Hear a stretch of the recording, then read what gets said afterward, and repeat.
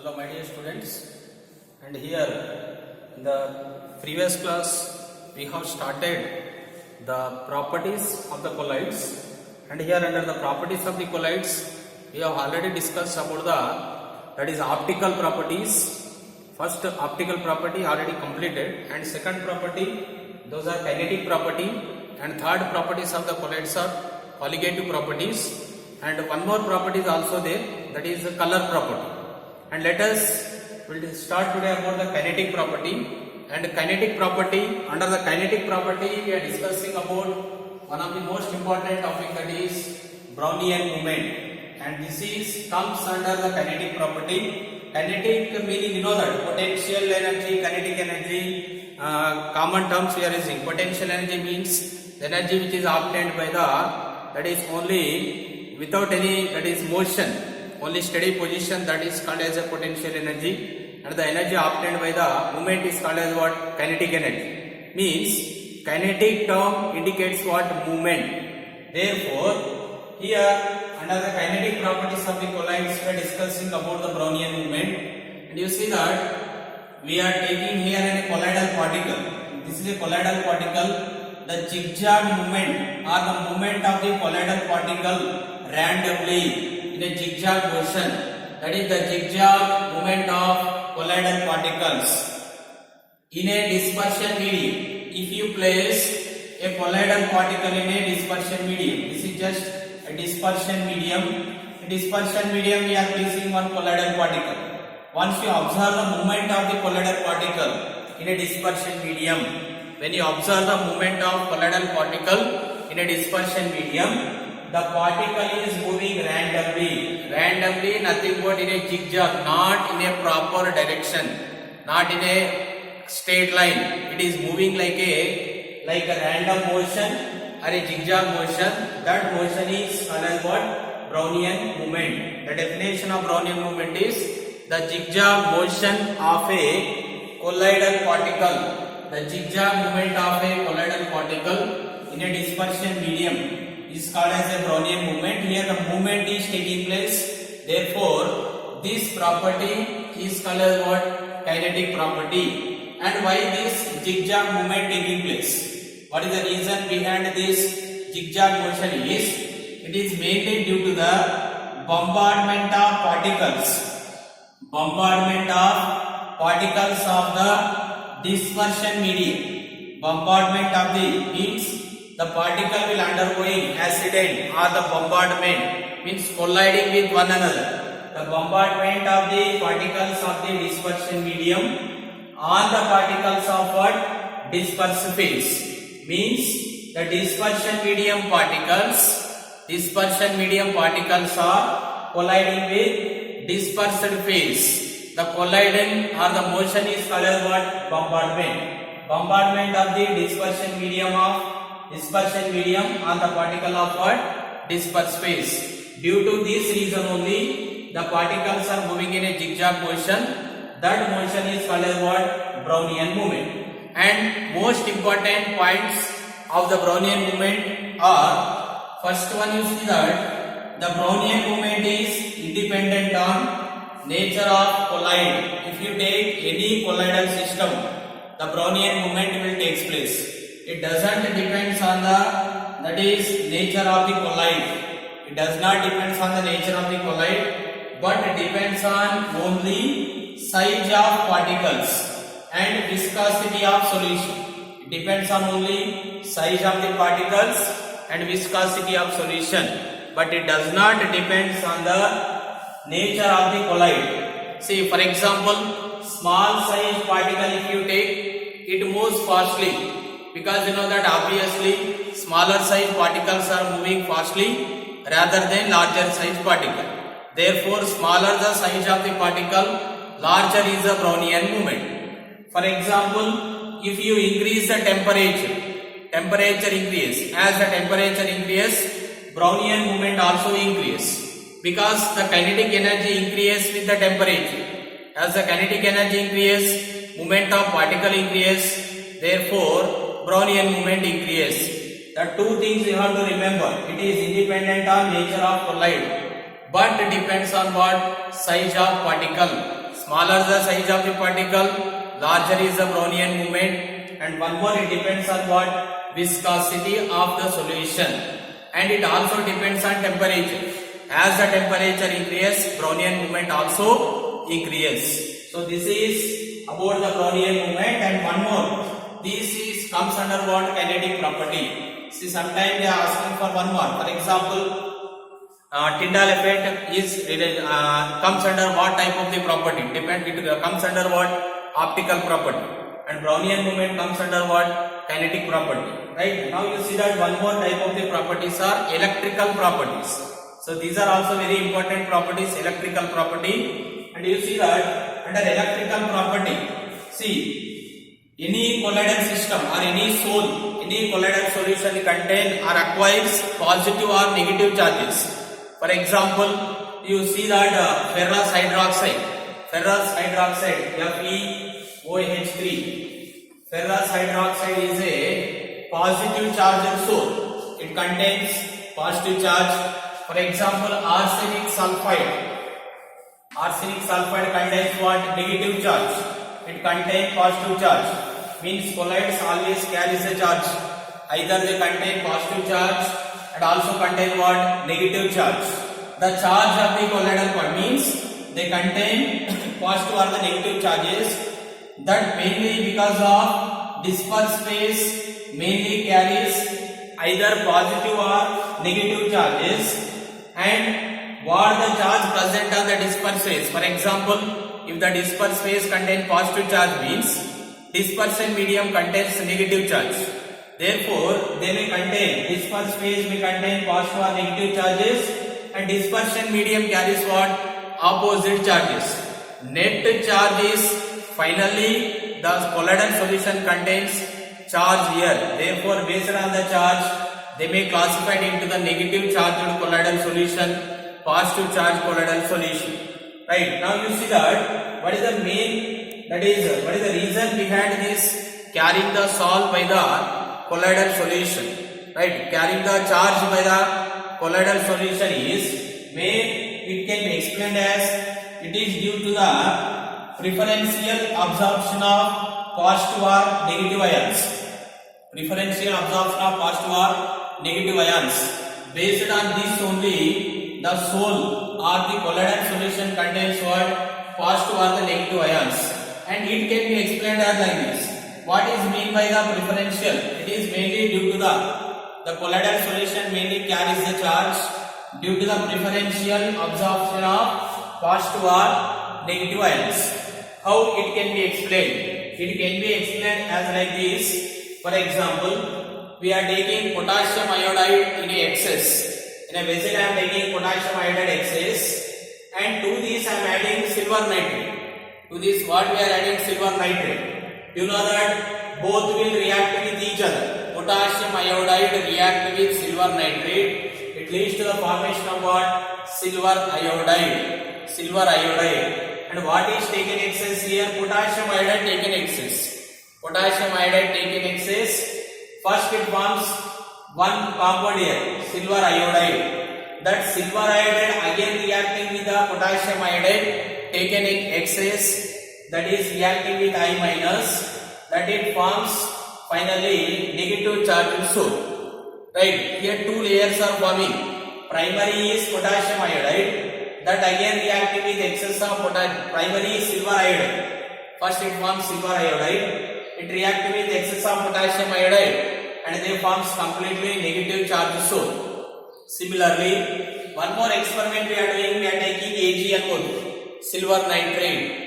To this silver nitrate taken in excess, to this we are adding potassium iodide. Again the same reaction takes place. Initially it forms silver iodide, and it reacting with excess of AgNO3, and it forms again AgI, and it forms one more layer, that is Ag plus. First it forms silver iodide, again it reacting with this silver nitrate excess, it forms one more Ag plus ion. Here finally it results in the formation of positive charge source. Initially, here you see that when you take potassium iodide excess, it results in the formation of negative charge source. when you take AgNO3 excess, it results in the formation of positive charge soul. Means here preferential absorption of positive or negative ions taking place. You see that here negative ion is absorbing, therefore leads to the formation of negative charge soul. Here positive ion Ag plus absorbing, therefore leads to the formation of what? Positive charge soul. So like this, they may form negative charge soul and they can also form what? Positive charge soul. Now you see that here one double layer formation taking place. Actually here also double layer. It is a primary layer and one more layer is forming with I minus. It is a secondary layer. Therefore there is a formation of double layer taking place. That double layer formation is called as Helmholtz electrical double layer. What is mean by the Helmholtz electrical double layer? Right, it can be explained as like this. I am taking a first negative charge soul. We are taking a negative charge soul. It is fixed layer. Right, we are taking a that is colloidal solution of negative charge like arsenic sulfide. Arsenic sulfide is a negative charge soul or negative charge colloidal solution, and it is completely fixed. It is called as what? Stationary phase. Stationary phase. And you see that here to this, if we mix another colloidal solution, then what happens? All the positive ions surrounded with a negative soul.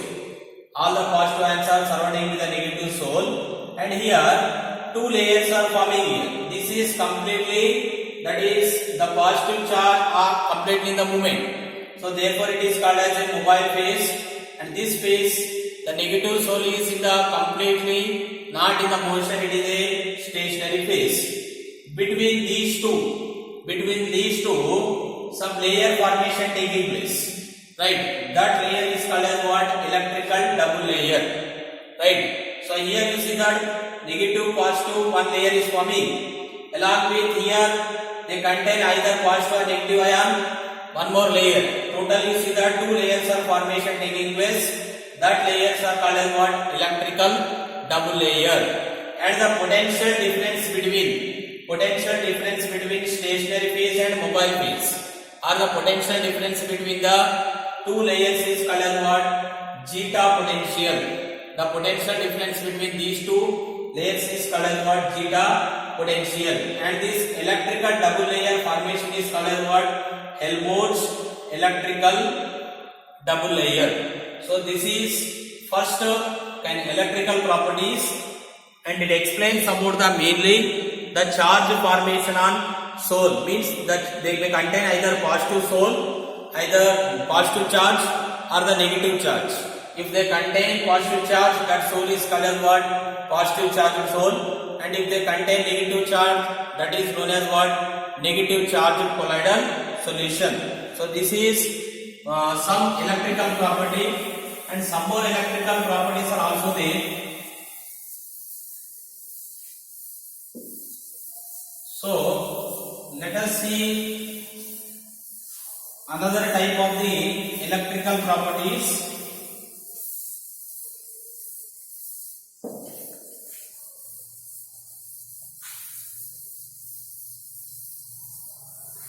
And these two are very important also. Now you see that another type of electrical properties are, that is, first one we have electrophoresis. Another type of electrical property is what? Electrophoresis. And we have one more electrical property also, that is electroosmosis. First we will discuss about this electrophoresis, then after we will go for the another property, that is electroosmosis. And electrophoresis can be explained as like this. Here we are taking one U-shaped tube. Right, one U-shaped tube we are taking here. This is a U-shaped tube we are taking, and now see in this U-shaped tube, that is we are putting here two electrodes. That is, it is immersed with the two electrodes. Two electrical rods, they may act as, for example, it is a plus and it is negative charged electrode. positive charge electrode is known as what? Anode, and negative charge electrode is called as what? Cathode. In a U-shaped tube, we are putting two electrodes. Positive charge electrode is anode, negative charge electrode is what? Cathode. Now, in this, what we are doing? We are filling one, that is colloidal solution. Right? That is, you take like negative charge colloid. You take anything, either positive charge colloid you fill, or else you can fill negative charge colloidal solution also. I am filling only positive charge colloid here, and here we are filling water also. And it is H2O. So filling water, and it is a negative charge colloid. Negative soul. Negative soul means we are filling here arsenic sulfide. You know that ferrous hydroxide is a positive soul and arsenic sulfide is a negative soul. And here we are connecting it with the external battery. Right? Now I am connecting with the external battery, these two. Now we are supplying current here, electricity. When you supply the electricity through the anode and cathode, then what happens? The movement of this colloidal particle will start.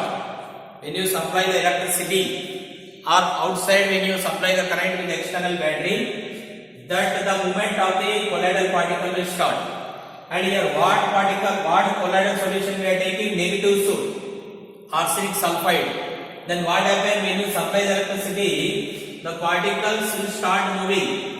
Here they are having negative charge, therefore they start moving into the positive electrode side. Means they are start movement towards which side? Anode side.